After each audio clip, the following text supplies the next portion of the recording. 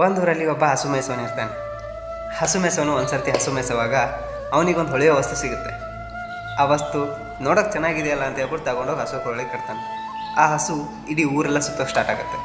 ಸುತ್ತೋಕೆ start ಆದಾಗ ಅಲ್ಲೇ ಇದ್ದೊಬ್ಬ ಸೇಟು ಅಂಗಡಿಯವನು ಅದನ್ನು ನೋಡ್ತಾನೆ. ನೋಡೋಕೆ ಚೆನ್ನಾಗಿದೆಯಲ್ಲ ಅಂತ ಹೇಳ್ಬಿಟ್ಟು ಇದು ನನಗೆ ಬೇಕು, ನಿನಗೇನು ಬೆಲೆ ಬೇಕು ಹೇಳು, ನಾನು ಕೊಡ್ತೀನಿ ಅಂತಾನೆ. ಅಂದಾಗ ಹಸು ಕಾಯೋನು ಹೇಳ್ತಾನೆ, ನನಗೊಂದು ಕೆ ಜಿ ಮಾವಿನ ಹಣ್ಣು ಸಾಕು ಅಂತಾನೆ.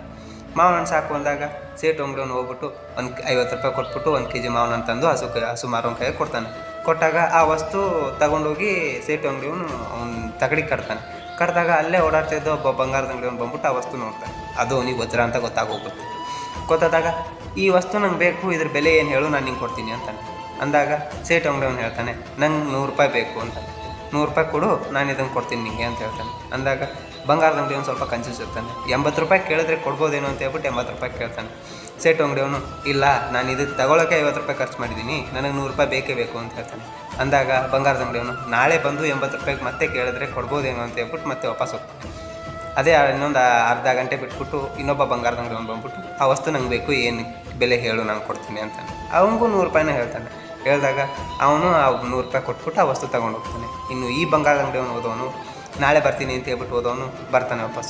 ಎಲ್ಲೋ ವಸ್ತು ಇತ್ತಲ್ಲ, ಅದೆಲ್ಲೋ ಇತ್ತು ಅಂತ ಕೇಳ್ತಾನೆ. ಅಂದಾಗ, ಇಲ್ಲ, ನೀನು ಹೋದೆ, ಒಂದು ಅರ್ಧ ಗಂಟೆ ಆದಮೇಲೆ ಇನ್ನೊಬ್ಬ ಬಂದ, 100 ರೂಪಾಯಿ ಹೇಳಿದೆ, 100 ರೂಪಾಯಿ ಕೊಟ್ಟ ತಗೊಂಡು ಹೋದ ಅಂತ ಹೇಳ್ತಾನೆ.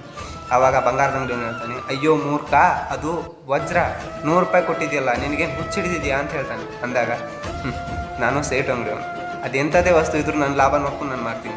ನೀನು ಬಂಗಾರದ ಅಂಗಡಿಯವನು, ಅದು ವಜ್ರ ಅಂತ ಗೊತ್ತಿದ್ದೂ 80 ರೂಪಾಯಿ ಚೌಕಾಸಿ ಮಾಡಿದೆಯಲ್ಲ, ಅದ್ರ ಬೆಲೆ ಏನು ಅಂತ ನಿನಗೆ ಗೊತ್ತಿದ್ದೂ ಹಿಂಗೆ ಮಾಡಿದೆಯಲ್ಲ, ನಿನ್ನ ಬುದ್ಧಿಗೆ ಏನು ಹೇಳಬೇಕು ಅಂತ ಹೇಳ್ತಾನೆ ಆಗ್ತಿರ್ತಾನೆ. ಅದಕ್ಕೆ ಭಗವಂತ ಶ್ರೀಕೃಷ್ಣ ಹೇಳ್ತಾರೆ, ಅವಕಾಶ ಸೃಷ್ಟಿ ಮಾಡೋದು ನನಗೆ ಬಿಟ್ಟಿತ್ತು, ಅದು ಯಾವ ಸಮಯದಲ್ಲಿ ಯಾವ ಸಂದರ್ಭದಲ್ಲಿ ಅಂತ ಗೊತ್ತಿರಲ್ಲ. ಅದಕ್ಕೆ ಅದು ಅವಕಾಶ ಬಂದಾಗ ಅದ್ರ ಬೆಲೆ ಏನಿರುತ್ತೆ ಹಿಂದೆ ಮುಂದೆ ನೋಡ್ದೇನೆ ಅದನ್ನು ಕೊಟ್ಬಿಟ್ಟು ಅದನ್ನು ತಗೊಳ್ಳೋದು, ಅದು ನಮ್ಮ ಜೀವನದಲ್ಲಿ ಅಳವಡಿಸ್ಕೊಡೋದು ನಮಗೆ ಬಿಟ್ಟಿದ್ದು ಅಂತ ಹೇಳ್ತಾರೆ. ಹರೇ ಕೃಷ್ಣ.